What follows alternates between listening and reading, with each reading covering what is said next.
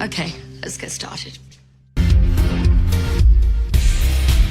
Just raise your glasses high. This one's sweet.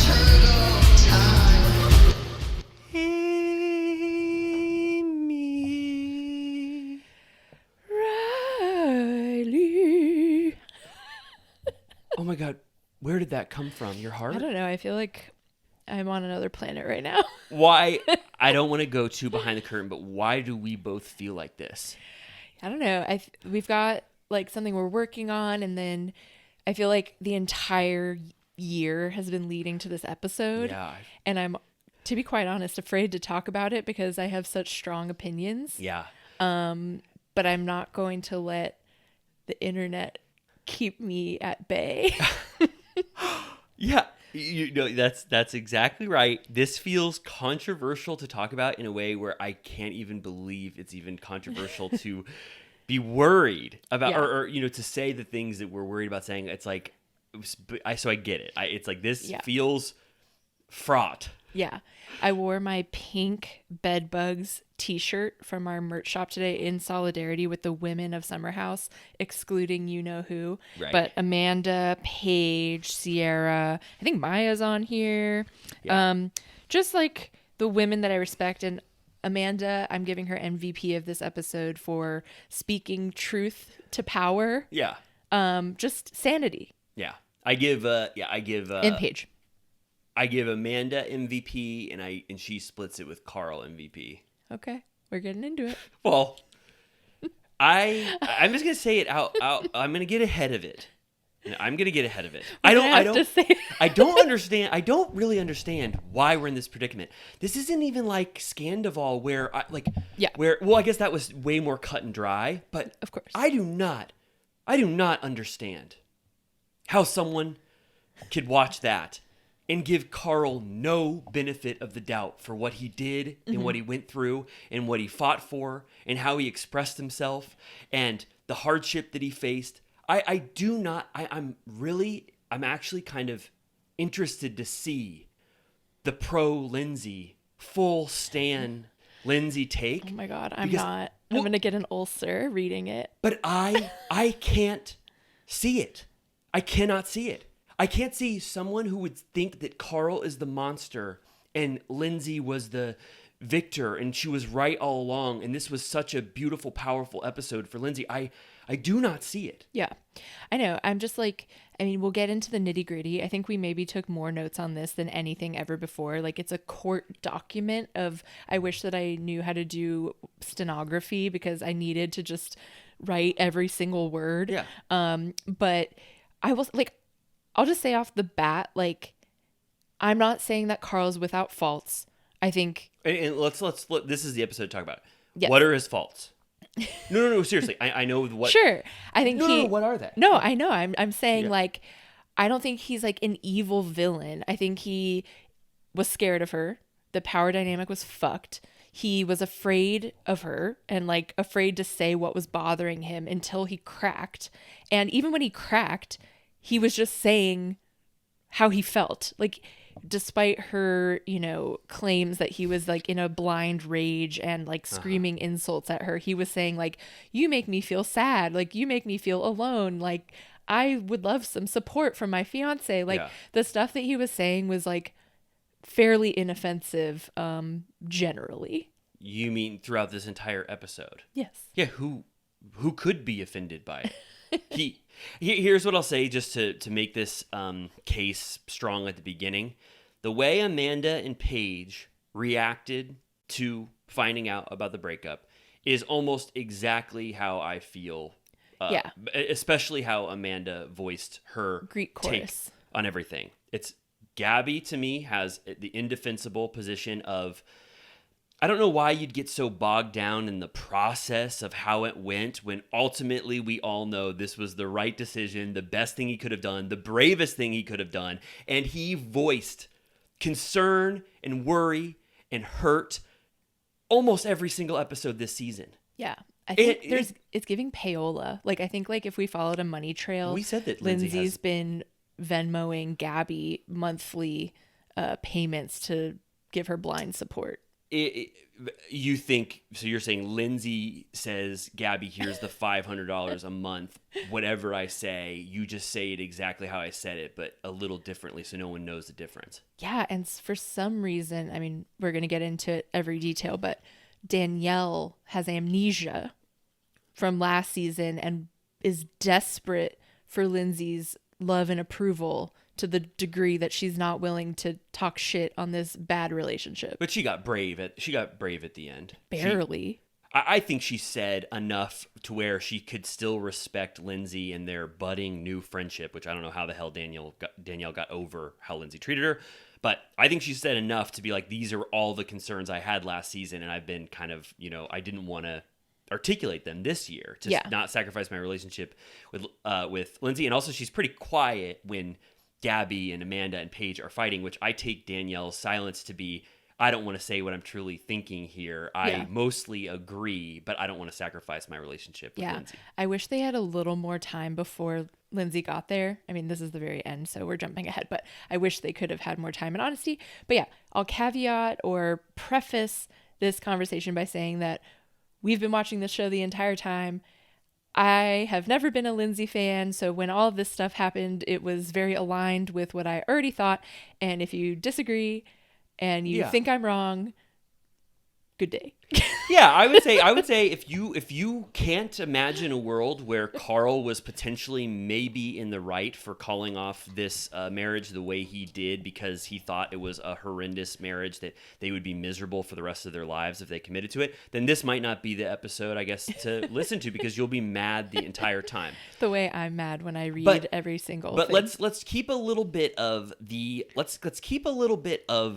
entire arc of the season, because we've talked about this a lot. Maybe this is the first time people are listening to this, but after the Cocaine Carl meltdown that we witnessed, where Lindsay accused Carl of doing drugs and relapsing and that he wasn't sober, every single person, the entire internet, was on Carl's side and said Carl was within his rights at that minute to call off the wedding, just based off that one thing. And the only thing that changed from that the entire season is that they said that Carl wasn't making his voice heard enough about how miserable he was during all of the fights they had, when really he is justified for calling off the engagement just for the one thing we saw 10 episodes ago. Yeah. And people just forget that. It's like people forget that Lindsay did 10 times worse to Carl than Carl did to Lindsay the entire season. Yeah. So let's just remember. Let's just keep in mind. Which they did put in the promo, or like the previously on, they put Cocaine Carl, like, I don't think you're sober in the preview. So they did want us to remember that. Also, I wish that it wouldn't be offensive and fucked up to Carl, because I would love a baseball cap that said Cocaine Carl. Is that wrong? I think that's the least offensive thing we'll say this episode. I think a Cocaine Carl hat would hit pretty hard. Can we start like a punk band called Cocaine Carl? I mean, god damn, Cocaine Carl hits so hard. It has a great... We have to give her that. Lindsay wants to market the shit out of that. I know, she already has the trademark. We log in. We should check. Cocaine Carl. I mean, no one wants to be associated with cocaine, especially Carl. But for some reason, those two words combined really do hit hard for all the wrong reasons, I'm sure. Yeah.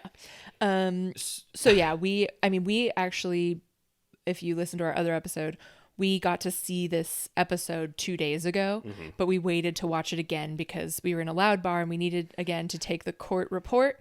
But I don't know about you. I don't know if it was the 4 glasses of Pinot Grigio I had or the fact that we met Wes Wilson, but I tossed and turned that night.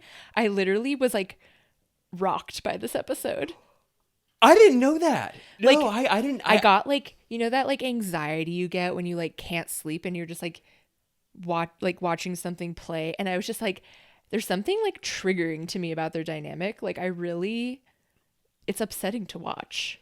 Okay, and you felt that, like, even though we could barely hear half of the episode, it still struck you like that. Yeah. And what do you think? So is there anything in particular about the way they fight or interact or watching this that you think specifically made you want to have, or you had nightmares all night? I mean, I don't want to get ahead of it, but like literally at the end, the thing that stuck with me the most was that when Amanda says that it took courage for Carl to do this breakup because obviously that's terrifying. Yeah. Gabby says it takes something. I don't know if it's courage. And for some reason that like really fucking pisses me off. I fully understand. I think you have to give Gabby the benefit of the doubt here. I know it sucks, but she is just defending the indefensible for her friend Lindsay, and anything Lindsay said, imagine the tangled web that Lindsay texts her about what's going on with her and Carl. So she has the worst game of telephone on her phone from Lindsay, and she knew in that scene that there needs to be one person that just stays firm to the cause, that Carl is a piece of shit, manipulative piece of shit, garbage human who fucked over her friend, and she has to ride that cause. So she said shit like that I swear she doesn't even really truly think about. I don't even want a friend like that. No, like if you should test your friends and be like, I'm gonna have an indefensible position. If they follow me down this bridge, I'm like, whoa. You will say yes to literally everything. I can't have a yes person like that in my life. Yeah, like, you know, I feel like everyone knows people where they're like, you hear their version of the story and you're like, I probably need a little more information. Yeah.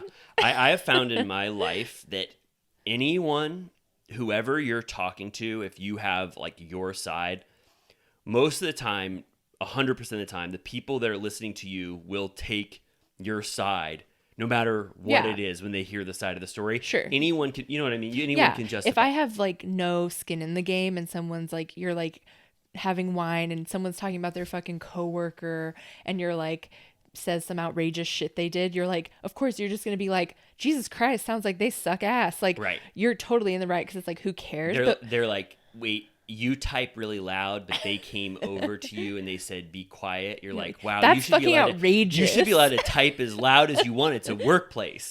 Right. So it's like, I get it, but I'm also like, there's an obvious larger dynamic at play that like we've seen with our own two eyes. Like, I don't understand ignoring what we saw for like a year. But then there will be people who said, damn, you know, Gabby really stood up for her friend against the onslaught of the Carl sympathizers in the room, and thank God that Lindsay had someone there to voice her stance. You know, now I'm gonna make a hat that says Carl sympathizer. I mean, this is why I feel brave. I haven't seen the Lindsay stand-up that you have seen. It's been sort of off our Turtle Time radar. I feel like most little turtle cuties are sort of don't ever say, I absolutely love Lindsay, and it hurts me when you guys talk pro Carl. Yeah. If anything, we get a little bit of like, never thought I'd say it, but I'm kind of seeing her POV, which like I can entertain a little bit. Me too. And I'm fine with that. But ultimately, everyone agrees this was the right decision. So everyone cares about the steps that Carl made to ultimately make the right decision. And I'm saying the steps that Carl made were fine, considering everything that he was going through. And he ultimately did a brave thing to end a miserable relationship. And Lindsay will thank him in 5 years, which I know she never will. She never will. But she will, in her spirit, know that that was the right thing to do. Yeah. And I'm sorry that Carl didn't voice his concerns in the middle of the summer, whenever you wanted him, but he gave enough to me to where I heard what Carl was saying, and he said, I am hurt, and I don't want to move forward, and it was clear, and Lindsay walked away from those conversations and didn't press him any further. Yeah, it really is giving. I feel like it's worst case scenario in your relationship when you start to see your arguments as like courtroom, like it's, you know, like the tit for tat. They're just like in general, like that's where you don't want to get is where you're like litigating, you know, where you're like, well, on this day I said I wanted to go to Montauk and you said blah, blah, blah. Like once you're getting into the like, here's the evidence, then it's like, what is this for? Like, why are we fucking doing this? And that's how I feel about their entire dynamic. And I'm like, but I am like, Carl needs Johnny Cochran, like Gloria Allred. He needs the Jinx legal team. Like he needs like we're them. Yeah, we're the us. Jinx. It's us.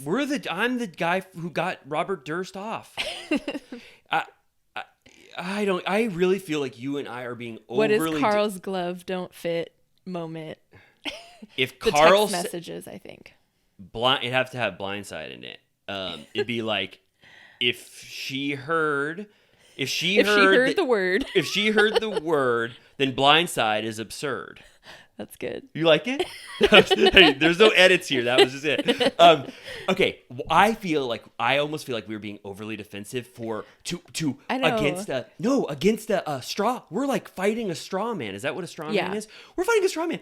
Why do we have to justify that this is right? I'm still reeling from the reviews that called me a male sympathizer, I'm afraid, but I'm not going to be afraid. Don't.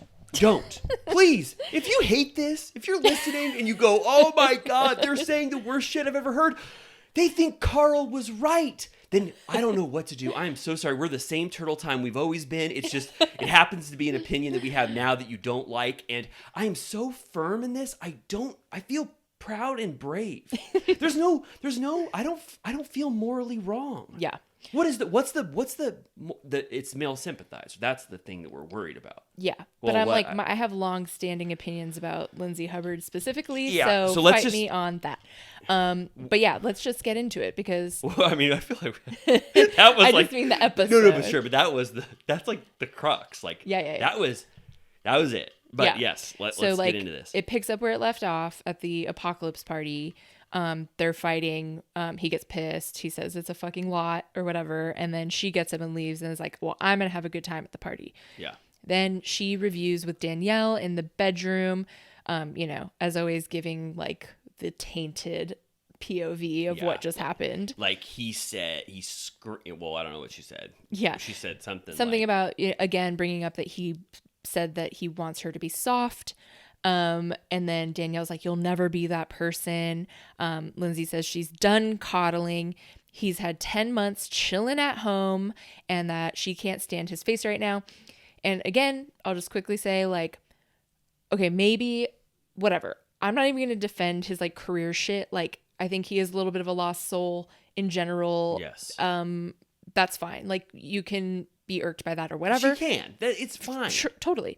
But I'm like, 10 months chilling at home. I'm like, what's her schedule? I'm like, she doesn't have a fucking 9 to 5. They have the same exact job. Which we have said that like if people have been on the Turtle Time ride for this long, it's like, yes, you're both reality TV cast members, very famous, popular reality TV cast members who make the exact same rate.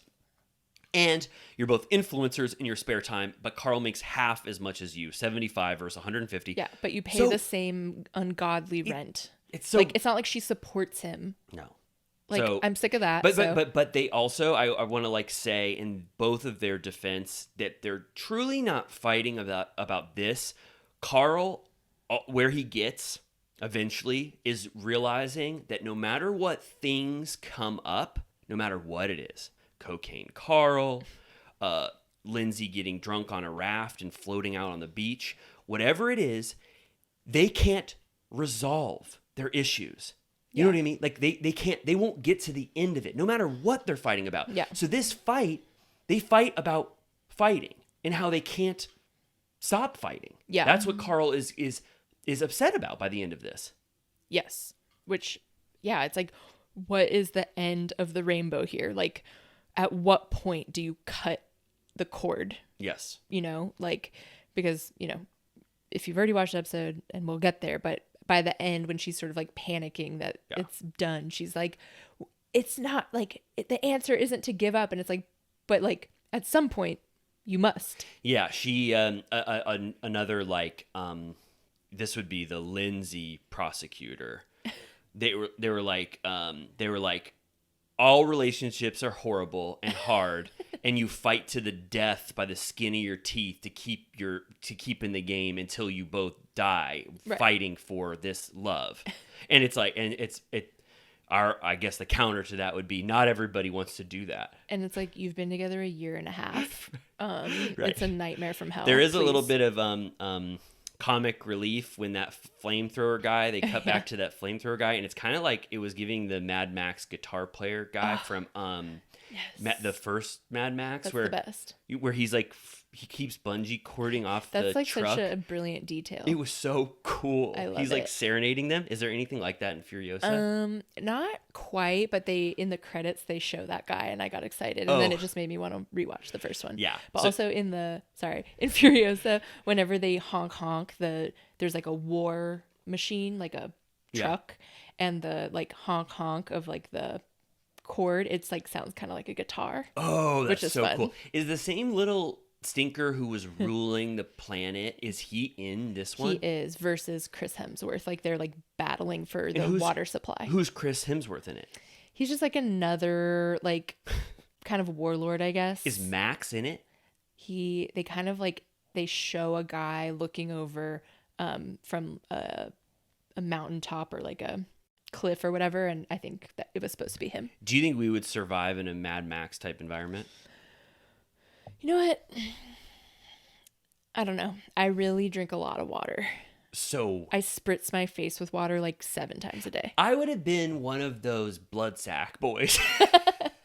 Spray the silver What are they paint called? on your mouth. What are they called? War Blood- boys.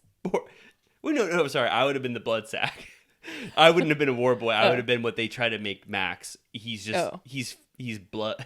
Isn't he just used I'd for be blood? one of the pretty girls that like it lives in the green goddess garden.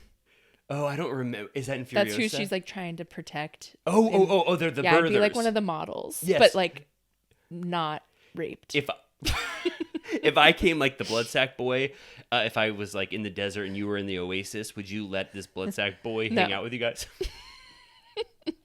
Okay, Carl is a huge thing. Carl, this is a big deal to me. It's a big. I don't know why it struck me personally. Lindsay gets to go back into the Mad Max world, and she gets to have fun, and she gets to spit fire, and Yeah. she gets to dance, and she gets to say, "I love my life right now at this party." Carl cannot get out of it without the resolution that this is going to be okay. I can't end on a bad note. It ruins my night. And there is something there that is not really touched upon in a big way that I think is something to factor into this relationship. Carl is like adrift and lost and lonely and sad because he can't reconnect with Lindsay at this party while she is having an amazing time. Yeah. Which is her right to do. But I'm It's just saying, like it's already their personality, but then she also gets to drink and he doesn't. So it's Yeah. like double bad where she can just sort of move on and forget, which I get. I'm a compartmentalizer. I can kind of do that. But he has to just go sit in the bedroom or whatever and be like, wow, my life fucking blows. I'm like Carl. If I'm sad or in a bad mood or something just hit me, I sit with it for like 2 hours and I can't get myself out of it until I figure out, like I work through I have it. a panic room where anything bad can go in there, and then I'll be like, Pinot Grigio. That is so nice. It's not good. Okay, well, I have the exact opposite. The panic room door opens and all of the monsters come out and they party with Dwight me. Yoakam comes in. Who's he? Isn't he in Panic Room? Dwight Yoakam, Jared Leto, and Forrest Whitaker, right? And they are 3 people that want to rob Jodie Foster and Kristen Stewart in that David Fincher film. So what were we saying? Oh yeah, you have the panic room that closes and you can still have fun, and I let the panic demons take over my body for many hours. Yeah, and then we get a little bit of West and Sierra action. She got introduced to all of his friends. She's saying, the other girls are like, yeah, I guess we should meet as friends if he's going to be in our lives for a while, implying that they would date. Sierra says she's afraid of rejection. And then, this is where Amanda is like, you could just be dating for fun. You don't have to be dating for marriage. You can just like see what happens, which I think is good advice. Another Amanda MVP moment in a way. She Yeah. is saying what you and I are saying, sort of an audience surrogate. Like, just play this thing by ear. Yeah, Let she's it- a great voice of reason. Yeah. And then Sierra is saying in her confessional, like, basically saying that a relationship isn't shackles. We can have so much fun or whatever. And I'm a little bit like, yeah, that's like, I feel like that she should realize that too. Like, I think both kind of Yeah. afraid to move forward. I think the theory that this thing is just dissected like a frog to death, that if it ultimately ends, it's because they analyzed every step of the way too much instead of just letting them have fun. And it's because they are on a reality show that it kind of smothered this relationship. Yeah. And then Carl downloads Kyle. He's, it sounds like a nightmare. He's telling Kyle about their conversations. This is this is like counter to everything you and I stand for. But is Kyle to Carl what Gabby is to Lindsay? Well, Kyle already historically doesn't fuck with Lindsay, so he's, But he does. Like he does. Well, he keeps it like above board, but like historically they've had Oh yeah. tussles. I mean, they're like, yeah, their arc on the run of Summer House is wild. Like they have, like, they love each other, but they know each other so well. And I guess, yeah. If anything, I don't think that Kyle is a blind supporter in the way Gabby is. If anything, I think it's even more bordering on like producer brain, where he's kind of just starting to be like, he's giving him the framework to be like, what is the end game here? Like, think about how you feel, how you want to move forward. Like, I don't think he doesn't really say like, that's bullshit. No. Like, how dare she say that? He goes like, that's really something you need to think about. Like, he's kind of level-headed about it. But he does say, like, don't question the lover boy deal. 3,000 is amazing. 2K for an event is perfect. But they kind of have just a little back and forth where Carl says, she keeps asking me questions. She's skeptical of me. I don't need that. Yeah, and he says that he's sensitive to her abandonment issue and that they navigate their trauma differently. Like, he was saying that he feels like he throws it in his face that she's so tough that she's gotten past her trauma, and that like is like putting him down that he can't. And he's like, okay, but we're different. And this is like, I feel like the first shot fired. He goes, I care about how I make people feel, and I feel like she doesn't care how she makes me feel. And Kyle's just like, where do we go from here? Yeah, this is like the 5th time he's been involved in a conversation about how horrible things are going with Carl and Lindsay. Like, if anything, so like we can plant this seed early because it's like one of our main talking points is that at the end, Lindsay, and I think maybe throughout, keeps harping on what changed in the last 2 weeks. Acting, it's giving Blindside, like, I never saw this coming. Like, what changed in the last 2 weeks? Watch this again after you listen to us when you're like, how the hell did Amy and Riley come to this conclusion? I'll never listen to Turtle Time again. Count how many times Lindsay says 2 weeks. Right. Which, in regards to Carl having this change of heart 2 weeks ago. Everyone, even her dad, says, I'm sorry, Lindsay, but I don't think this happened in 2 weeks. No. But if anything did change maybe in the last 2 weeks was that he was no longer going to say nothing. Like, I mean, he gets pissed about the cocaine Carl shit, but I feel like he doesn't even like, if that happened again now, I really think he would have like blown his top. Yeah, I think I think unfortunately that was par for the course at that point in their relationship. I think like midsummer, it was rotted. Like, he realized that it was bad. I'm still not fully on. Carl used everything at a certain point after Lou spoke to him to use as his evidence against why he should pull the or escape hatch on this. No. I really think I like, this is the biggest Carl defender, and maybe I'm the only one in the world. I think he went into that conversation legitimately thinking that they could work on things, but we just have to push the wedding date. Right. I do feel that way. Yeah, it's like, it was just accumulative. Like, if shit is going down weekend after weekend after weekend, you're sleeping in separate beds like once a week, if not more, not talking for many days at a time, you're insulting each other, you're not communicating, you're being accused of relapse. Like, at what point are you just not entertaining being, not that he wasn't civil, but like he becomes a little bit combative, I think, like at a certain point. He starts he starts gathering evidence. Starts gathering evidence to say, do you get why this is happening? Here is all of the things that we've been through together. Yeah.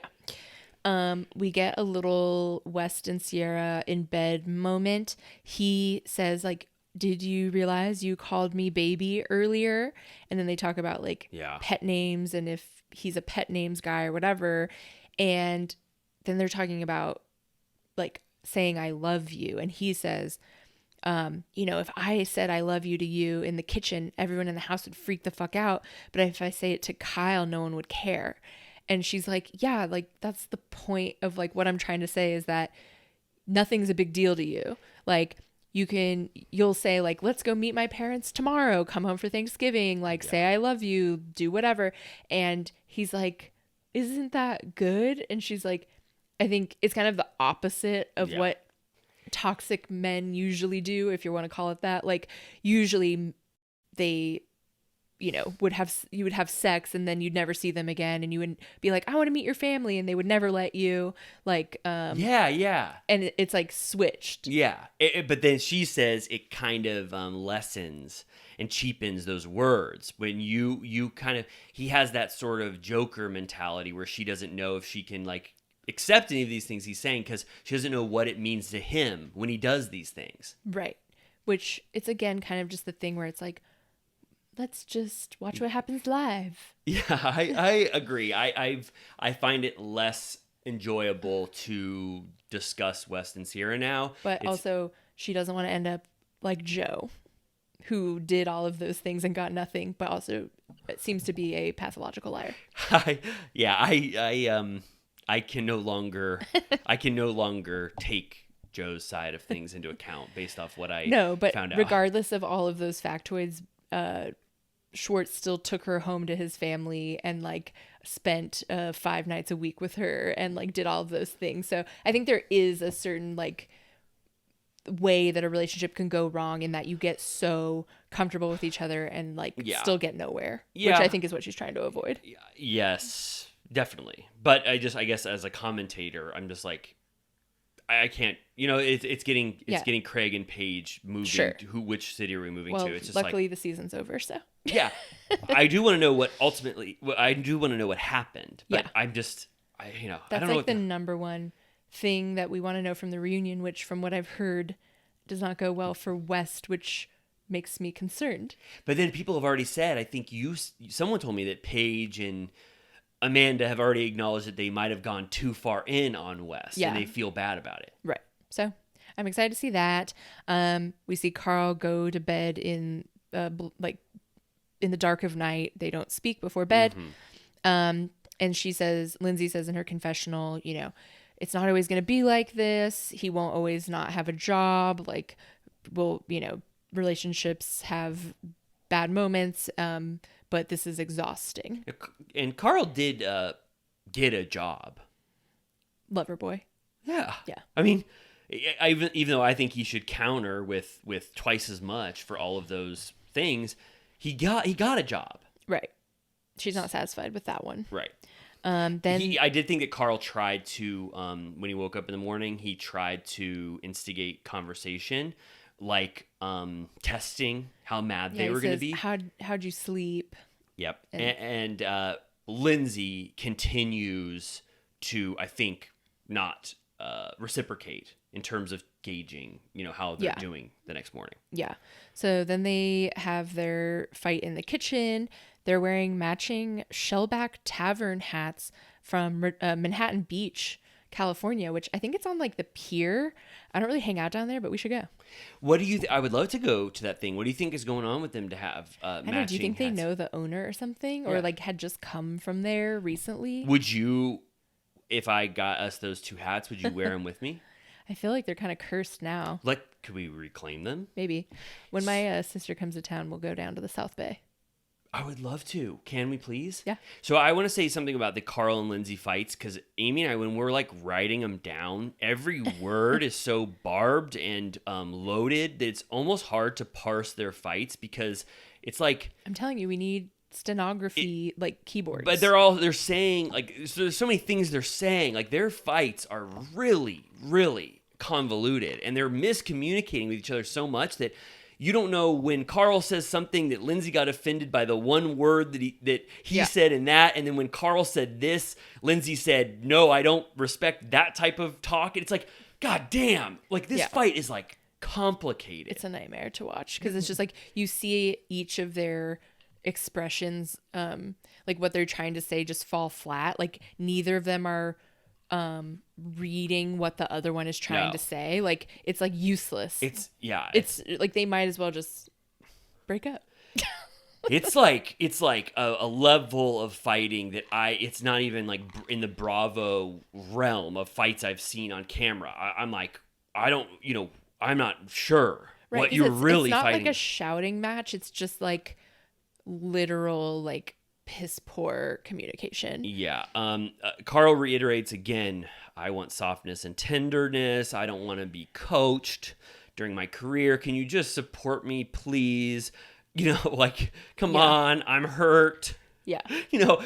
Please, I want to love her. I want intimacy. I'm sad. Yeah. And she's like, you are weaponizing tenderness. I'm not like that. That's not me. Why is this all of a sudden? You know what I mean? Like, this is like they're fighting. It's like, and I then know. Even when we tried to write down verbatim, like we had the captions on and we were trying to write down verbatim, and some of the sentences like literally don't even make sense. So then we had to be like, I think what they're trying to say is this. And basically he's like, she keeps calling what he's saying fighting words. And then he's like, you're receiving them as fighting words, but I'm just trying to tell you how this shit is making me feel. Like, I'm not fighting with you. I'm trying to communicate. And then, he's like, you're not listening to me. And, he's, upset. But she then goes, why are you getting so angry? Yeah. And I was just going to say, angry is like Lindsay's like the fourth level of purgatory or whatever that she uses in a fight. She knows that is going to be the one thing that Carl instantly, or she doesn't know, but that's the one thing that Carl does not abide anymore when Lindsay says that. So that's almost like the nuke button on their fight when they're happening. If she accuses him of being angry, it's game over. They will not reconcile after that. And she's accused him of being angry, I think, 6 times this season. And the only time I saw Carl angry, it was when he said, it's a fucking lot, when he screamed. Right. It wasn't, I wouldn't even call that a scream. It was like a, tonal shift. I'm just saying, anger, her accusing him of being angry is definitely it's a piece of the fights. Like it's like I don't know what someone can explain to me what, like, when it gets to that and why Lindsay employs that as part of the strategy, but it definitely just instantly gets them off kilter when that happens. Right. And then this is where he goes, he's getting into his clarity era where he starts making like lists and questions, and this is where he goes, well, do you trust that I can be successful and like make money as a living man on earth, basically? And she's like, she kind of hesitates and is like, yeah, I think you could. Like, she kind of is like, there's a world in which you could probably do something like that. I see money in your future, potentially. And then he's like, see, you can't even like say that. It's like very simple. Yeah. He goes, he says he's increasingly concerned that they can't solve their conflicts. She goes, what are you saying? And he's like, I'm saying before we get married, we have some serious things we need to iron out. And she's like, so what are you saying? You don't want to get married? And he goes, I didn't say that. And she's like, you're beating around the bush. And he goes, our resolution of conflict is never going to go away. And honestly, that scares the shit out of me. And he says, here's for the Blind Side crowd, I'm having second thoughts. He said it out loud at the summer house. I'm having second thoughts. He also, people, Lindsay and Gabby will say, you notice when he said, I'm not, not wanting to get married, or, not stopping the marriage or whatever. But he did very vocally say, because not a lot of people would say right there in the summer house that they want to call off the wedding. But he said very clearly, I'm having second thoughts. And again, this is them fighting about how, or Carl is acknowledging that they can't get past these fights. There is no resolution when they fight like this. Yeah. And it's not something that he wants to have continue in his life should they get married. Yeah. And she says, well, then maybe that's a different conversation if you're having second thoughts, which I don't really, I kind of got the vibe that she was like, maybe then let's not talk about it here right now kind of a thing. Yeah.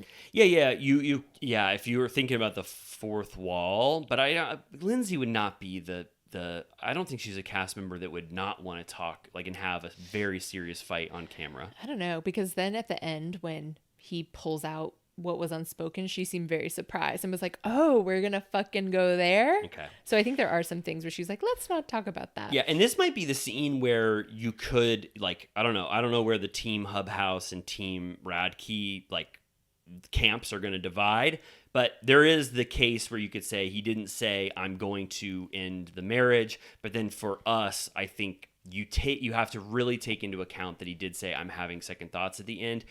What does that mean to Lindsay when he says that? Right? Right. It should be pretty bad. Yes.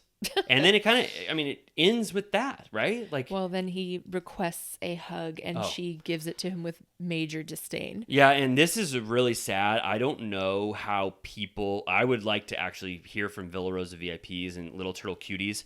For me, I found it to be very sad when Carl asks Lindsay for a hug and he says, please squeeze me harder. Squeeze me harder. I'm so sad. I need a hug. And he says, you used to like my hugs. And Lindsay said, yeah, I still like your hugs. Yeah. And then leaves him. Was it sad to you a little bit? Or it was sad. It was kind of not to be mean to him, but kind of pathetic. It was just kind of depressing. It was a pathetic sight. I don't find... Not saying that his request was, but the overall interaction was quite dark. This is definitely something to get into. I get what you're saying. Yeah. Right. I find that sad, but I understand. I understand how it could be viewed as pathetic, and I think Lindsay... I don't know if this is a bridge too far. I think Lindsay viewed it as repulsive and pathetic. Well, yeah, you could see it on her face. So I'm not on the limb on that one. No, she was absolutely could have thrown up. So do people, for this straw man argument, do people see Carl saying, please touch me, hold me, squeeze me? I love you. I want to feel connected to this person I'm getting married to. Will people say, well, it was an argument and you're using that to manipulate her because you actually just gaslit her? They're going to say he needs a mommy is what they're going to say. Oh, okay. All right. I think this might be where I got to take out my personhood out of this and just be like, okay, however everyone views this, but I found it to be very sad and I felt bad for Carl. So take that. Yeah. And meanwhile, for the comedic, effect in the background, Kyle is trying to clean up the power cords from the speakers without making noise, and they keep cutting to him. And when we saw it at the bar, he got huge laughs because he kept just looking up at what was happening with a funny face. Everyone laughed. It was uproarious laughter anytime they showed Kyle cleaning up cords or doing whatever the hell he was doing. Yeah. So then we see Carl and Lindsay packing in silence. There's a little Paige and Jesse cleaning up thing where he says he feels unstoppable post-cancer, which I'm like, hell yeah. And then Lindsay vents to Danielle, says that she just got her ass handed to her by Carl and that he was slinging insults and that she doesn't understand what's going on because they've been in couples therapy this whole time. This is nothing new, which again, I'm like, I get it. I understand that perhaps she's confused if he just ate shit for a year and then all of a sudden decided no longer to eat shit. The shit started bubbling out of his mouth. Yeah, she's like, what's the issue? This has been going on for a year. Why are you mad now? And it's yeah, because I literally can't fucking take it anymore. I'm gonna die. Yeah, it's hard. It's hard for me to make the case for Lindsay in this. argument, because to me it sounds like a great reduction in what's actually going on. It Yeah. sort of gives me the like rallying the troops vibe. Right. Like get every, Yeah, get like people on she's my going side. door to door to be like, get her side of the Just- story across. Yeah. And she says she's been working really hard in therapy on her tone and delivery and not getting activated, which, like, I disagree with her point of view most of the time, but I will say in the recent episodes, I don't think she's hearing him, but she's at least not like Yeah. popping off. But in the wasn't same Cocaine way. Carl sort of activated? Sure, but that was like, you could say that was a little while ago. Oh wow! I sort of I consider that to be like a month ago in the timeline. Yeah. But, yeah, I know what you mean. Yeah, and then Lindsay says why the hug repulsed her. She says maybe don't yell at me and be rude to me, and then say you want a hug. Maybe if you weren't yelling at me all the time, I would fuck you some of the time. And then she said, Which, I'm sorry, is like extremely fucking mean. yeah. There's something that I think we're not talking about. There is something where like, well, we do talk about it. Lindsay doesn't respect Carl like as I guess you could say like as a A red-blooded man. yeah. She thinks he's a loser, Yeah. and that comes up, and she thinks he's a loser. Yeah, I just think like a lot of the time when I'm like confused about the dynamic of like what is cruel or whatever, I'm like, imagine if a dude said that Yeah. to his fiance. Yeah. Like it would be like jail, like literal jail. Yeah. What a world. So then she says, I feel like I'm responsible for his happiness. You got to be happy first before you can make other people happy. And she says, confidence is the same way. I feel like he is solely relying on me for his confidence. And I am done doling out confidence boosters. Yeah, she to said her him. love tank is empty. I have nothing in the love tank for him, and that's something that I think I would also want to hear like a therapist talk about. Is it wrong to rely for a lot of your confidence and support and love from your significant other? I know personally I do, Yeah. and there's only 6 people in your life at a total, and one of them is the person you spend all of your life with, but Sure. I mean, I think there's like a toxic version of that where like you do have to like hold your own esteem in place. Like you can't like have your partner like hold your shit for you Okay. completely. But like, yes, certainly support is a necessary part of a healthy relationship. But I mean, I think there are versions where that is bad. Okay, I'll try to see a world where what Carl said was wrong, and what Lindsay said was right. Right. I'll try to think about that. So then, she has nothing left in the tank for him, which I'm like, well, that's also like, okay, so like end of the road vibes. Well, yeah, until he does something different, she has no love for him on the guess. run up to their marriage, and then it kind of is epitomized by when they leave. Lindsay agrees to go to Montauk. She wasn't going to go to Montauk. Carl wants to go. I forget. He's like, I have a golf tournament, but I want to see the band Arizona perform. What is Arizona? No idea. Yeah, and then Lindsay agrees to go to Montauk, but there's one condition. I'll drive with Carl over what's the phrase?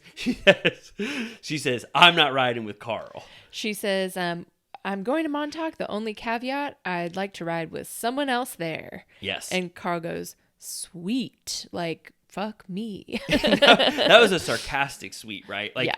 because I think, again, Carl needs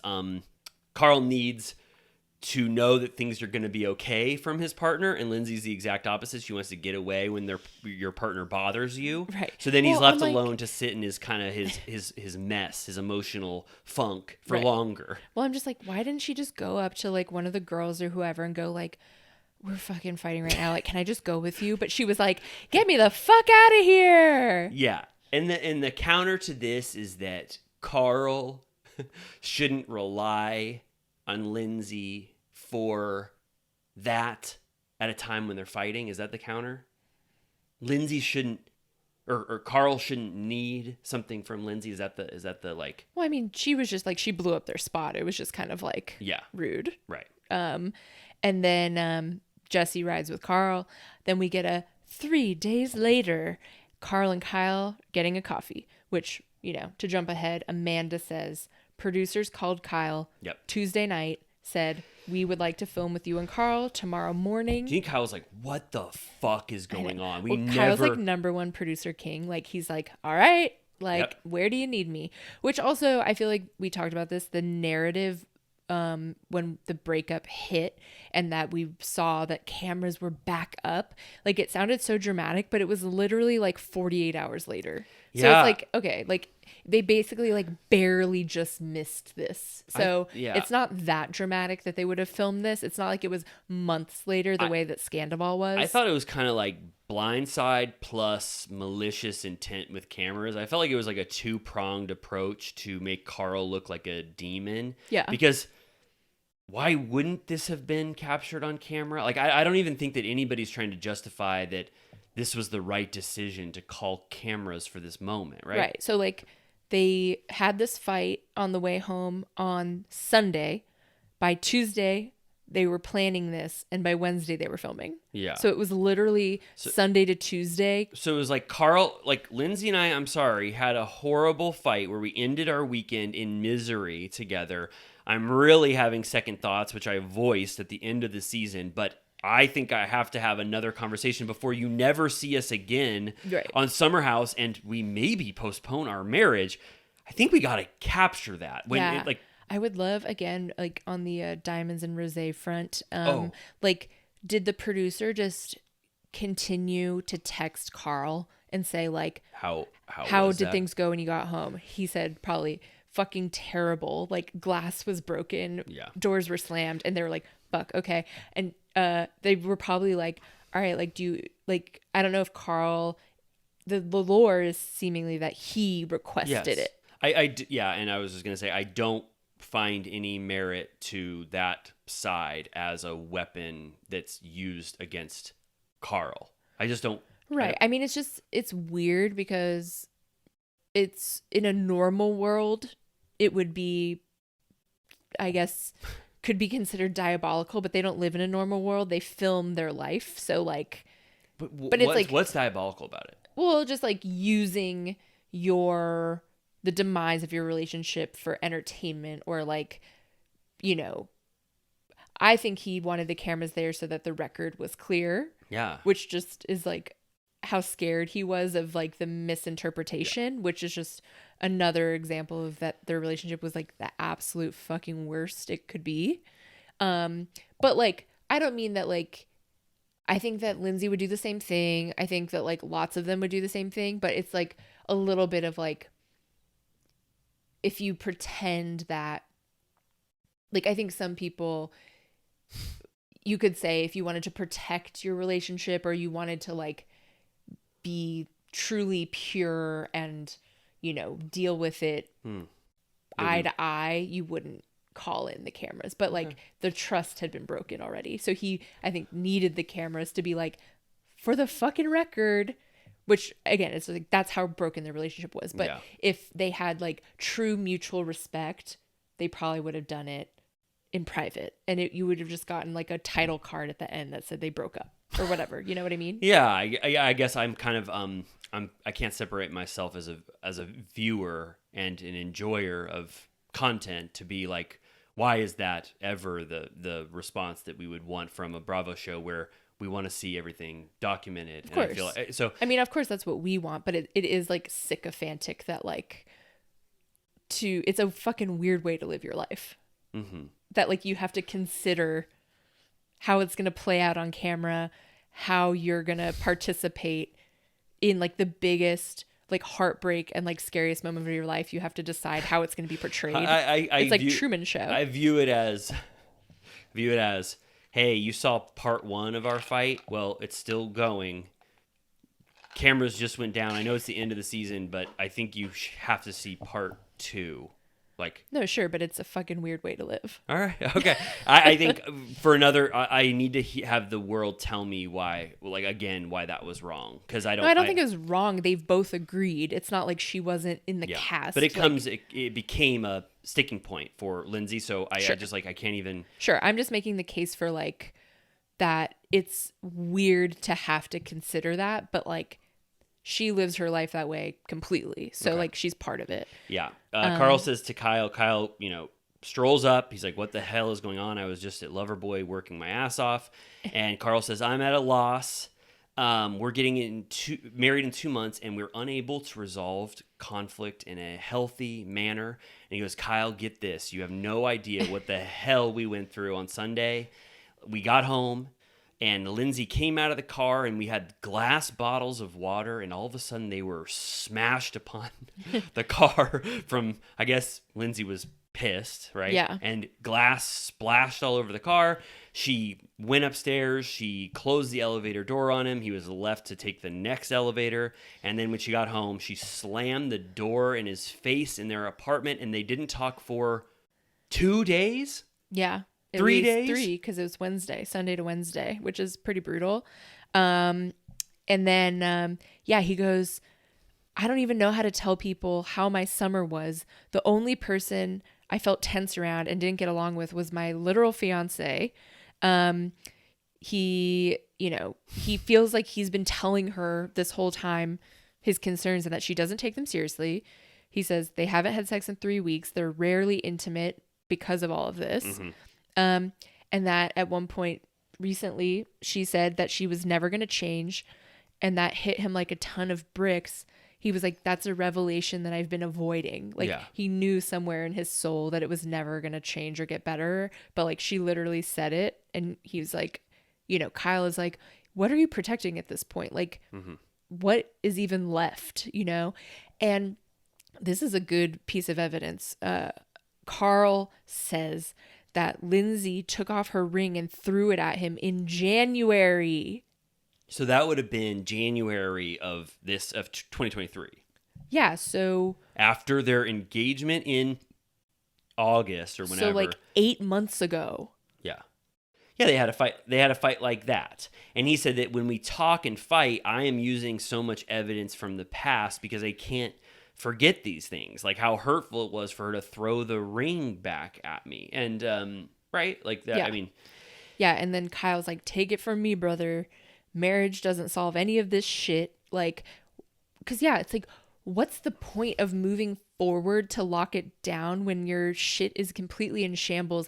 I don't know what people think marriage changes. Like, it's like a beautiful commitment, but like, if your shit's not locked and loaded, then like, why are you going forward? yes. It's insane. Yeah, I'm almost getting like I'm like at the end of how much I can continue to try to like even provide evidence towards that this is the right decision. Right. Like what? What This does is anyone horrible. want? It's horrible. It's horrible. This is a horrible relationship. Kyle is so nice to just nod and be like, dude, this is the most fucked up shit in the world. Why would you ever get married? He's not saying that. He's being respectful and nice. Right. But he's like, do you want to marry her? And Carl says, I don't know. Which at this point they're is 2 very months justified. out. So let me just can I say just one? Could I have a quick certified turtle piss break before Sure. we get to the final minute? Yes. Amy, we're back. Thank you for letting me piss. Yes. Okay, this is it. This is it. This is the scene that I think everyone will think about and take. The next 2 scenes are really. This is the finale. We've been talking a lot. This is the finale in 2 scenes. So Carl comes in after his coffee with Kyle. He's wearing the same outfit. 2 hours later. 2 hours later. Yeah. And I want to preface this. Lindsay knows that something is up Afoot. when they're filming. Yeah. She's like, why? You can watch her face. She's like, why the hell are the cameras here, Carl? Yeah. Because she's so familiar with the production schedule of Summer House. She is I want to get this on record just in case it comes up because I'll say it as a woman.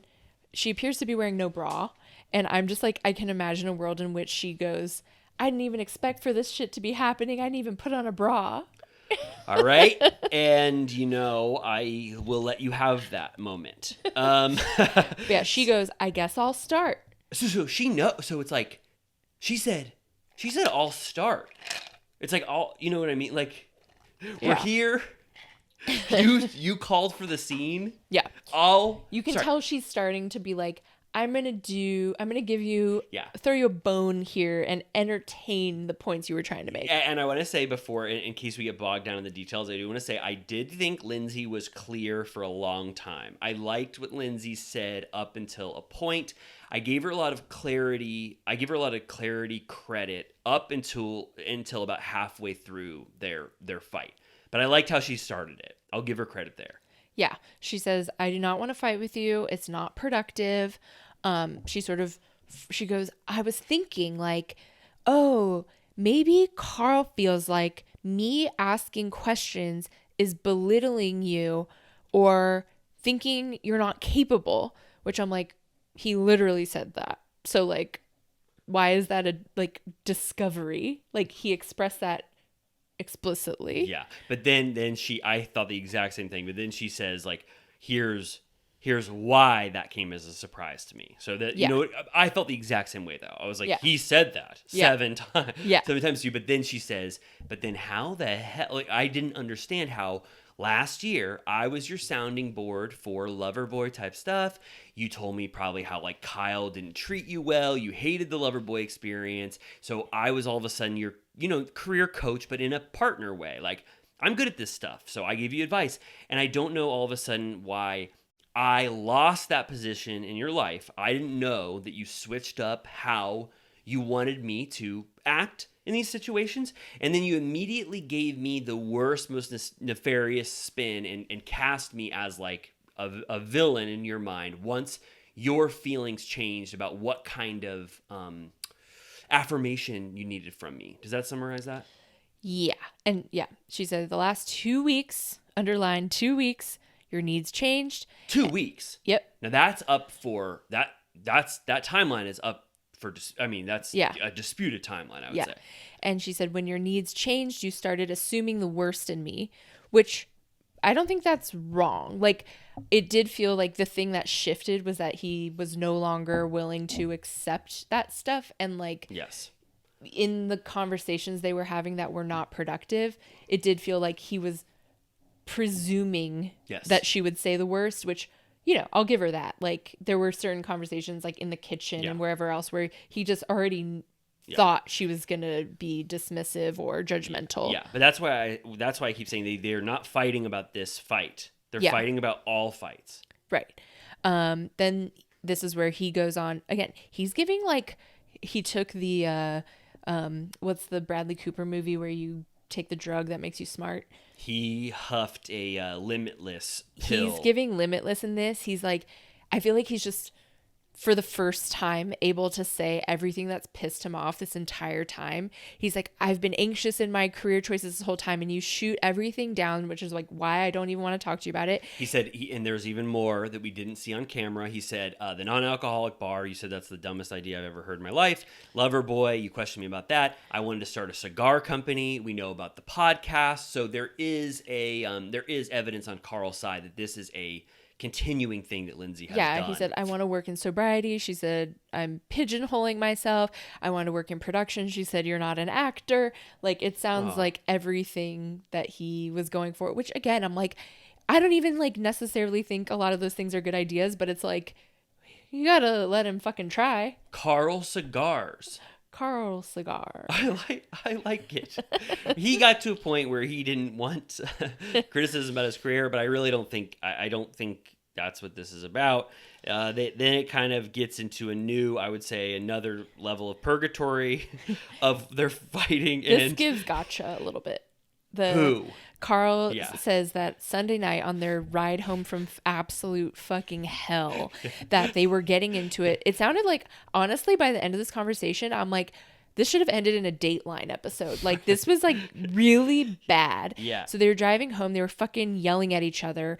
And he goes, okay, Sunday night, how did it get to the point where you said you were going to start recording the conversation? And that's when she goes, oh shit. Like, you're fucking coming to play. You're going to bring up our private shit. Damn, Like, Carl, I thought you were a loser. she's like, touche, motherfucker.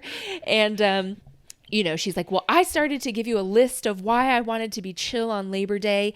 And she said that, like, she wanted one-on-one time. They hadn't been on a date.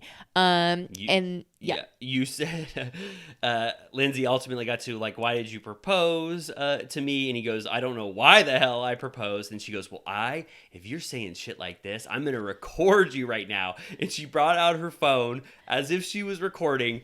And then she goes, and then you started screaming, stop screaming at me, Lindsay. Stop screaming at me, Lindsay. I'm trying to drive. Imagine if you heard this recording. If Lindsay had pressed record on her voice notes, everyone in the world would be like, stop.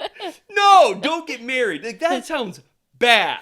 It's the most, like, I'm trying to drive. dysfunctional shit I've ever heard. So that's why I'm saying this Bravo, like, we have come to expect a lot on Bravo, and we think we have the full story, but I promise you there is stuff that Carl and maybe Lindsay, they're not saying about their relationship. There is stuff that is not Bravo sanctioned that has gone on in this relationship. And I feel like this is the iceberg that we're seeing with Carl and Lindsay. We see the tip of the top of a person. Imagine.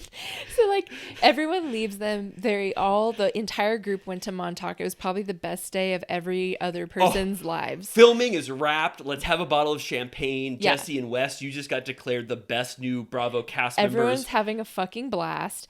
Then they get in their car. They don't talk for 2 hours. Then they start fighting. She goes, if you're going to say nasty shit, I'm going to record you. And then when the camera's rolling, he goes, stop screaming at me. Like, it's literally like... It's like Sopranos level. Like, it's kind of like insane.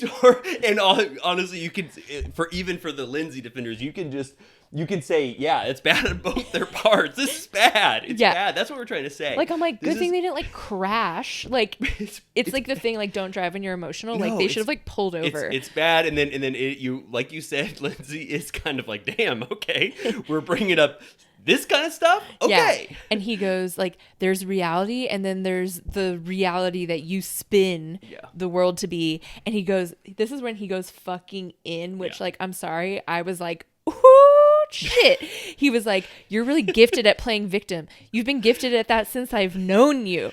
And he's like, it's your show, and I just pay rent to be a part of it. He's like, and she's like, you have to give me grace. And he goes, I give you so much grace, it's not even fucking funny. Oh my god, if you can't see the merit of Carl come into play in this fight, I don't know. Like, it was wild to watch. Yeah, he said he's felt controlled this entire time. Like, he's saying, like, despite what you're saying about the past 2 weeks or whatever, he's like, I felt constricted and controlled by you this entire fucking time. You bulldozed me. And then you say, wait. Yeah, he goes, this is what Lindsay... I think they need to roll up these screenshots, quite honestly. He goes, you bulldozed me, you've called me. He starts counting on his fingers. A loser, all sorts of different things. A little bitch, a little baby, little mama's boy, run home to your parents. And she goes, where is this coming from in the last 2 weeks? Where, and he goes, where have you been in this relationship for the past 12 months? Because I'm like, yeah, like, someone make a fucking PowerPoint at every blowout they've had for a year. He says, just take a look at our text messages, Lindsay. Look at how you talk to me in them. Yeah. And he probably says, little bitch, little bitch, you loser, you fucking loser. He goes, I don't think you trust me. You think that I'll relapse. I think that you want me to relapse so that you can control me even more. Lindsay goes, no, I don't. I'm like, the fact that she wasn't, like, horrified by that statement is honestly insane, because it's, like, heartbreaking that he thinks that. Yeah. And I believe him. And he goes, we just continue to trigger each other over and over again. And, like, you can see in her face that, like, at this point in the conversation, she's realizing that, like, this is fucking for real. Like, that he has his feet planted on the ground and is, like, has clarity and is like, no. Like, we're not going to, like, go to bed not speaking again. Like, this is fucking it. Yeah. Like, I'm going to tell you everything that's been on my mind, which honestly is just, like, a beautiful thing to watch, in my opinion. Yeah. We continue to hurt each other, and I don't want to live like that. I'm not ready to get married. I'm hurt, and I'm unhappy. Yeah. He says, I don't think our communication is going to improve. And And she's like, what happened in the last 2 weeks? And he goes, at what point do you look in the mirror and say, this isn't working out?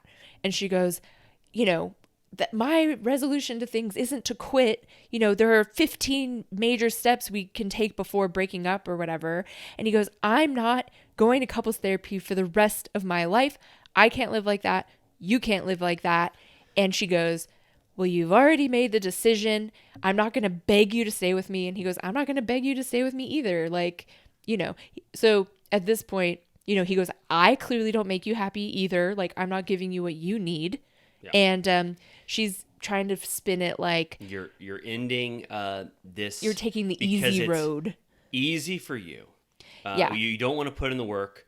He says, Lindsay, we put in the work. You don't trust me. Yeah. You don't think I'm a man.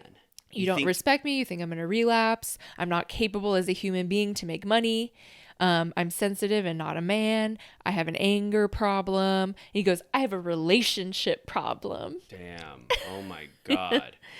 And then I don't know if we want to talk about like how this could have been salvaged, because I know we don't think it ever could have.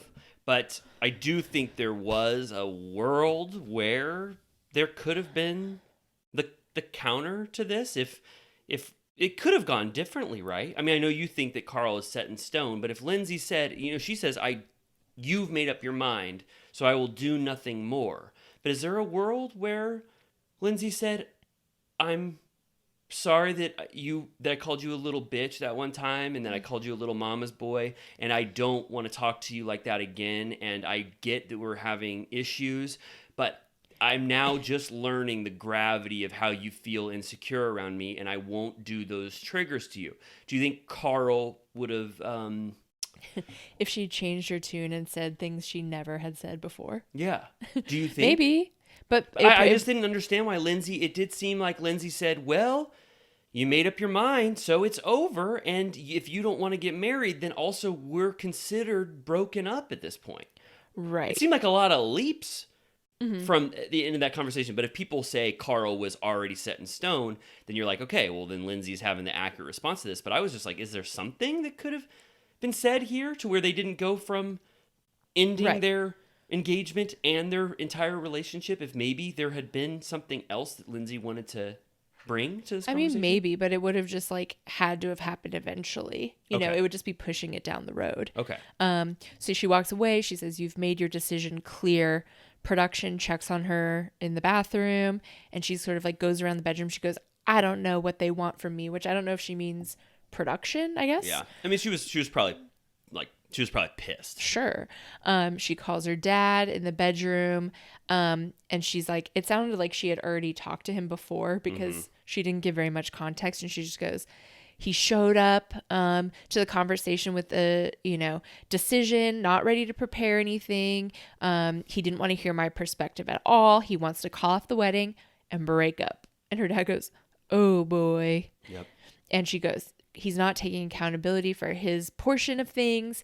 And then the dad is like, there has to be more to this, because that just doesn't happen over the course of 2 weeks.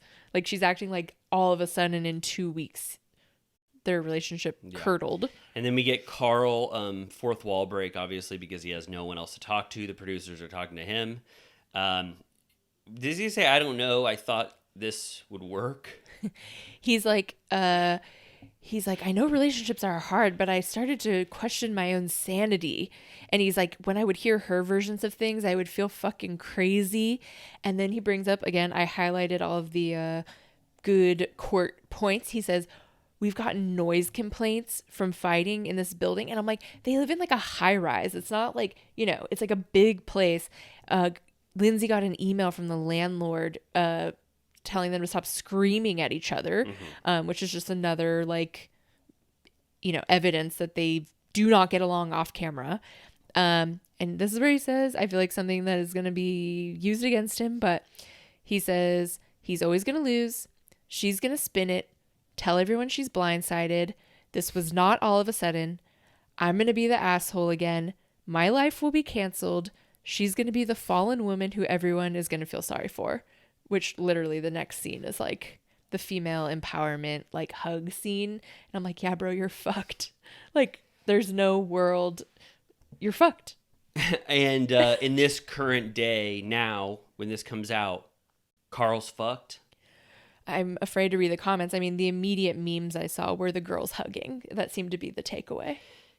In that scene where they're hugging, Amanda and Paige voiced the anti-blindside sentiment right to Lindsay's face. Sure. But it was, I guess, nice for them to be a support Of regardless. course, but who wouldn't? Sure. If Jesse and Wes were there, they would have hugged Lindsay too. Sure. If Kyle was there, he would have hugged Lindsay. Sure. Everyone would have hugged Lindsay. I'm just saying, if you're taking that screenshot out of context of people hugging each other when Lindsay got hurt, you're not factoring in the fact that not a lot of people accept Lindsay's version of what happened in this relationship. Right. Amanda says to Lindsay straight to her face, you guys had a shit relationship and you fought all the time. Yeah. You know, we'll read the comments and I'll get high blood pressure. Yeah. Yeah, Well, I mean, we have to just let go and let God. So it was like 3 days later, 2 hours later. Now we get 48 hours later. It shows the headlines. Turtle Time was in there. Turtle Time headline. We go to Danielle's apartment where the girls are gathering, which I said to you is giving, Sex and the City movie post Carrie jilted. They do that? Yes. Samantha takes over dealing with the church or the library, rather. They get married at the New York Public Library. Right. And she's like, I'll deal with this. You guys go. Carrie's drinking vodka. They're debating if they can cancel the honeymoon. Then they all decide to go. Wow.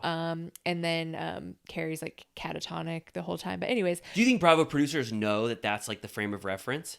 Because Gabby Probably. does say. Yeah, she mentions it. And it's like with the Mexico part of it, it's relevant. Okay. Yeah. All right. Danielle hosts, this gathering. Paige and Amanda come in, and Paige is like, "Damn, I like that we're having this, at Danielle's house." And Danielle says, "I got champagne. I don't really know what people do in situations like this." And they're all like, "Yeah, I brought champagne too." Yeah. Paige is like, it's so fucking wild to read about your friends in the news. They heard about it through headlines. Yeah. But Danielle heard about it from Lindsay, who had texted her from that bad drive home. And then in the morning and was like, it's off. We're broken up, not getting married. Like, it's fucking over. Amanda, they're all saying like how much each other knew about this. And Amanda says, well, Kyle got a call from a producer on Tuesday. And when Kyle came back to their apartment, he goes, it is not looking good for Carl and Lindsay. Yeah. Then Gabby joins. Paige recounts what she sent to Carl. She said she texted him, I love you, Carl. You'll be okay. Which I'm like, that's nice. Yep. Good. And that Carl, she then reads what he said, where he goes, yeah, it's a nightmare. There are all these leaks. I really hope that she doesn't think that it was like me trying to blindside her with cameras, because that was not what I was trying to do or whatever. And Paige is like, I feel bad for both of them. And Gabby and Danielle are giving the stink eye. Yeah. And Gabby, Danielle is like not giving her reaction. Gabby doesn't make like a vocal case for it, but you can tell she's not happy with that sentiment from Paige. And Amanda goes, you don't feel bad for both of them? And Gabby says, he knew what he was doing. Right. And Paige says he did them both a favor. They shouldn't have gotten married. So both Paige and Amanda know that at this point that this relationship was not good for a really long time. This was bound to happen. Paige said multiple times, I don't think that they should get married. So they're not surprised at all by this. And Gabby is the only one that sort of, we already talked about this at the beginning of the episode, is holding on to how it was done. Right. Yeah, Gabby says that Carl said fucked up shit to Lindsay on Sunday night. And Amanda goes, they both say crazy fucked up shit to each other all the time. And Amanda's like, we can't point the finger at who's the bad guy. We have to look at the whole relationship. And then they're kind of going back and forth. And Gabby's like, he's not wrong for breaking up, but he's wrong for not talking to her about it. As in, I guess they still currently haven't talked.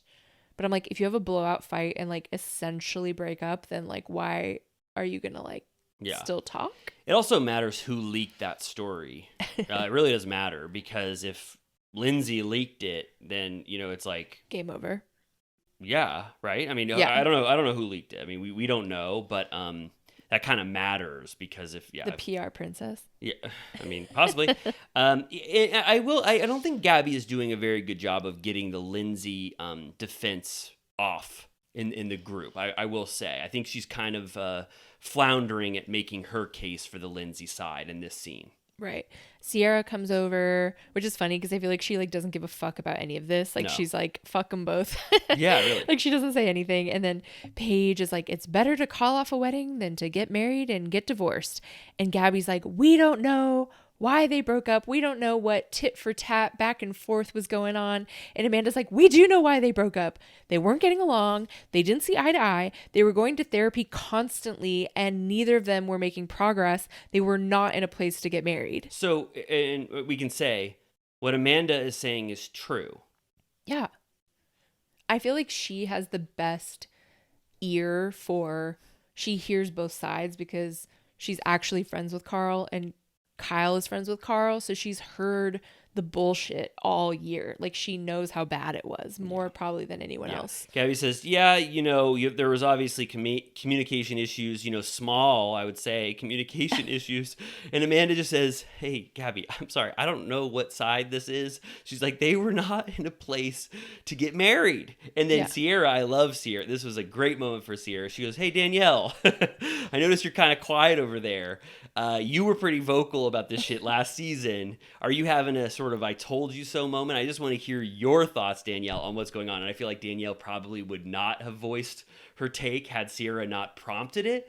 And I thought that this was pretty valuable to the conversation. Even though Danielle is a Lindsay supporter at this point, she said, I've been holding back all season. I have not wanted to sacrifice my relationship with Lindsay, but this is exactly what I was talking about when I was surprised at how quickly they got engaged. Yeah. And I take that as I'm like, that's Danielle's piece about this situation. She just said it.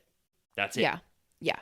And then Gabby's trying to pull he was at the bridal shower. He was just posting about how she'll be such a beautiful bride. She goes, the way that he did it was unforgivable. And Amanda's like, what was he supposed to do? And she goes, can you imagine how hard it must have been for Carl? He really must have been feeling a certain way to have to go through that. And Amanda goes, I could never do what he did. It really takes strength. And Gabby goes, it takes something.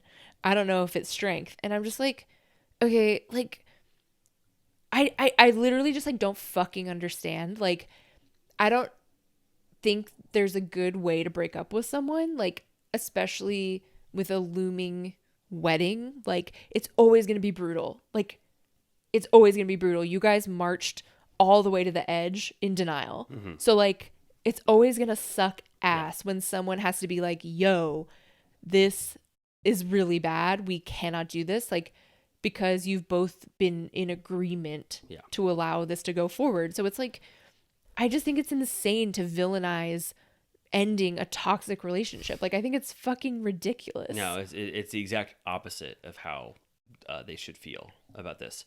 And then we hear the ding dong bell, the ringing of a bell, and it's Lindsay. And she's crying. Yep. And I think Paige says, I didn't expect you to be crying. And I'm like, yeah, kind of weird. I'm like, what does that mean? Right. Yeah, Lindsay's in a subtle full beat, like not something you would probably notice, but she has a full face on. Okay. And then Paige says, he did you a favor. You didn't want to marry that man anyway. Let him go. And then all the girls hug. Yeah. And Paige whispers in Lindsay's ear, this is what you get for not inviting me to your wedding, which rocked. It rocked, and we saw that at the bar, and that was the loudest laughter you could ever imagine at the bar. It was like the perfect joke at the perfect time. It ripped. It was amazing. Even they have to break the huddle because they're laughing so hard. It like got Lindsay. It shook her up and made her laugh, which is so amazing, the timing of that. Right. Which is like, that's the way I deal with shit like that, because I don't know how to be tenderhearted. Like, I would definitely crack the joke to be Yeah, to be like, Oh ha man, ha. I'd be crying harder and not able to speak. Then this is kind of Lindsay, in my opinion. What can we say now more that's like going to offend people? But this is Lindsay, in my opinion, making the case for her side of things to a potential audience. Mm-hmm. And in my overall, I would say that she doesn't gain any ground with the people around her because of the specific points she makes to, make her claim. Right. She's crying. She says she cannot understand, she can't wrap her head around this. She goes, how could you do this to your best friend of 8 years? You humiliated me. You fucking blindsided me without warning. And then they kind of cut, I'll say, good on the editors. They do cut to I would say, not completely sympathetic reaction from all of the other cast members. As she said, she was blindsided. Right. She says Carl hasn't been honest with her. She says, I'm the same person I've always been. You knew me. She goes, I have loved this man since before we were even together. She compared all the other men she dated to Carl and patiently waited for him to be ready. Mm-hmm. She goes, don't say you're ready if you're not ready. Don't fuck with my heart like that because I have loved you for so long. And I'm like, one could ask why, if this is the man of your dreams that you waited all your life for, did you then accuse him of being a fucking cokehead? Yeah. Yeah. And then she goes, so we had some fights at the end of the summer. So what? Amanda, this is why I think we already put MVP upon Amanda early in this episode. Yeah. She says what I don't think a lot of people would be willing to say. She said, it's like, this is why it's ridiculous. It's the truth. Yeah. Why is the truth uncomfortable or hard for someone to say? Amanda goes, you guys have not been good for a while. And then she goes, shit was just like not good. Yeah. And Paige says again, he did you a favor. Let him go. In a year, you could be married with a baby and the love of your life. Let him go so that someone else can come in. She goes, she basically says, like, you had settled with the idea of your relationship being what it was going to be. And she says, you deserve way more happiness than that. Yeah. Paige is saying what Amanda is saying, but it's just in the right terminology for the environment and the situation. But they're both aligned and saying the same thing. Right. That's just the supportive way of saying what Amanda is saying. Right. So then they all start talking about Mexico. Kind of odd for me. Lindsay, when she goes, Paige says you deserve way more happiness than that. Lindsay goes, right. And I was just like, I think she knew at that point that this blindside narrative was not really hitting hard with this audience. And so she immediately turns on the let's have a fun party in Mexico. Because I really do feel like Lindsay was deflated by the end of that monologue that she had by the reaction, which is that Amanda started to pinpoint specific evidence against the things that Lindsay was saying. Right. So yeah, they're acting like they're all in and down to go to Mexico, and they're all like laughing, and it like ends in like a girl power moment. But I'm like, I don't think any of them went except for Gabby. And I think Danielle. Yeah. Because I remember the photos from it, and I was like, what the hell is going on? Yes. So I think you and I already kind of, encapsulated how we feel. I feel just after re-talking about it with you, I feel completely still validated in everything that we said. Yeah.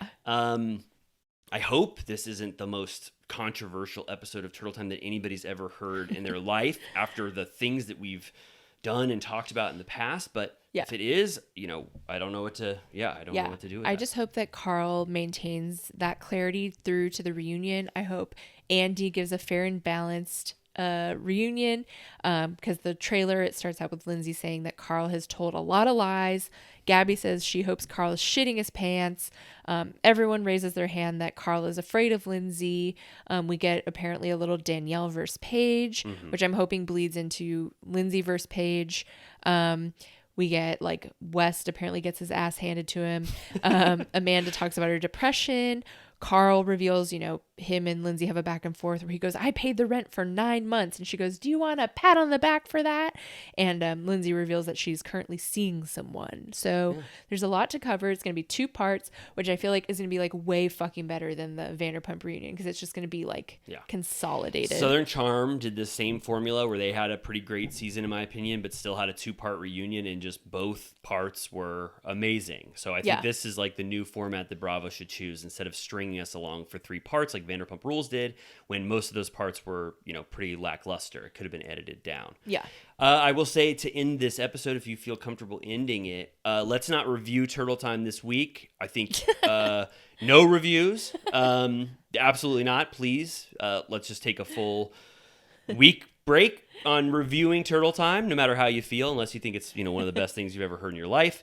And then lastly, if this is your first time listening to Turtle Time, I don't know who that would ever be. Maybe the Summer House finale would get a new audience, or people would be like, you want to hear the most despicable shit you've ever heard in your life? Listen to this hour and a half of Turtle Time. But I'm sure that's not the case. But if you don't know this, Amy and I continue to talk on our Patreon, where for $5 a month, Amy and I are recapping Vanderpump Rules from the very start. We're on season 4 now, so there's like 100 episodes or 70 episodes that we've already done, and it's a beautiful, fun place for where people can go to talk about Vanderpump Rules. And anything else that? No, it's a lovely, peaceful, happy. It's the green wonderland where the pretty Furiosa girls live over there. Oh, that is so nice. Not the barren Bravo Instagram and Twitter. Yeah. I feel defensive. I don't know why. I want to end this well. Do you think we changed anybody's minds here today? Or are we? The evidence was clear. I thought the evidence was very clear, but I'm just so. We'll see the reaction tomorrow. Maybe this. No, I don't know. But I felt. I don't know. We wake up and the newspaper spins in, and it's like, Turtle Time canceled, deleted from the App Store.